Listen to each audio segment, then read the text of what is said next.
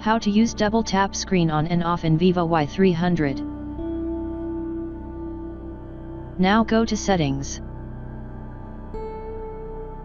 Now scroll down, then click on home screen, lock screen and wallpaper.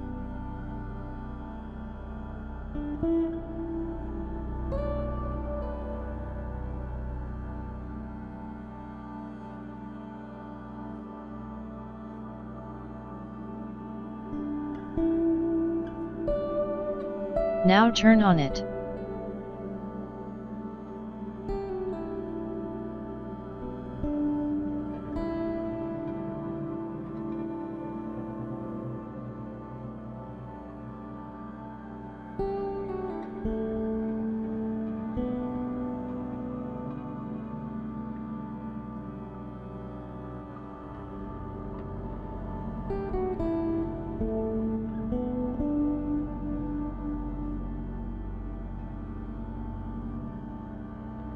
Thanks for watching.